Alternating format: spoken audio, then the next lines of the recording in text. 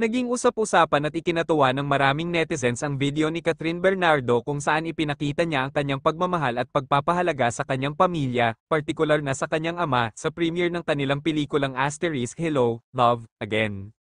Sa video, makikita si Catherine na lumapit agad sa kanyang mga magulang matapos ang pagpapalabas ng pelikula, at dito nga niya isinisiwalat ang isang nakakatuwang detalye tungkol sa kanyang ama, si Papa Theodore.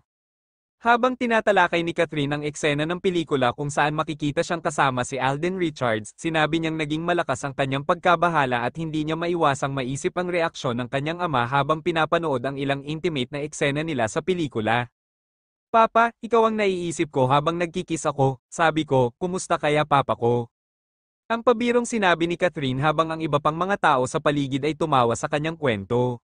Tila nga nagiging spoiler si Catherine sa kanyang sariling pelikula dahil sa pagpapahayag na ito, ngunit makikita na may kabuntot itong kwela at malapit na relasyon sa kanyang pamilya. Bukod sa pagpapakita ng kanyang pagmamahal sa pamilya, ipinakita rin ni Catherine ang kanyang kasiyahan sa tagumpay ng kanilang pelikula na nagbukas ng isang bagong kabanata sa kanilang career ni Alden Richards.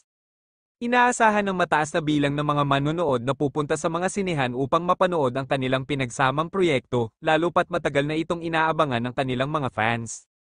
Sa loob ng 5 taon mula nang unang magkasama sa pelikula sina Catherine at Alden sa Asterisk Hello, Love, Goodbye, ang kanilang bagong pelikula na Asterisk Hello, Love, Again Asterisk ay nagbigay ng bagong sigla sa kanilang partnership. Ang Asterisk Hello, Love, Again Asterisk ay isang pelikulang may parehong tema ng pag-ibig at paghanap ng tamang tao para sa bawat isa. Ang kanilang mga fans, na tinawag na Asterisk Cat Den, ay labis na natuwa at nasiyahan sa bagong proyekto ng dalawa, lalo na't ang huling pelikula nila bilang magkapareha ay naging malaking tagumpay. Ang magandang chemistry ni Catherine at Alden ay naging isa sa mga dahilan kung bakit inaasahang magiging hit ang kanilang bagong pelikula sa takilya.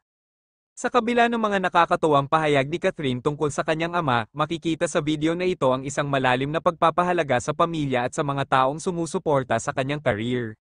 Isinasa puso ni Catherine ang kanyang mga tagahanga at pamilya sa bawat hakbang ng kanyang tagumpay. Ipinakita niya na bagamat ang kanyang trabaho bilang isang artista ay masalimuot at puno ng pressure, hindi niya nakakalimutan ang mga taong tunay na mahalaga sa kanya.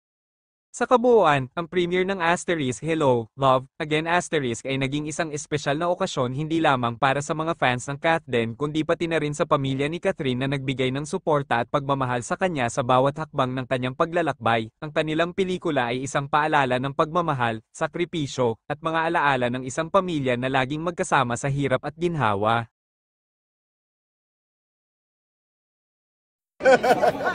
Papa! Ikaw iniisip na ako nagkikis. Basta kaya papa ko.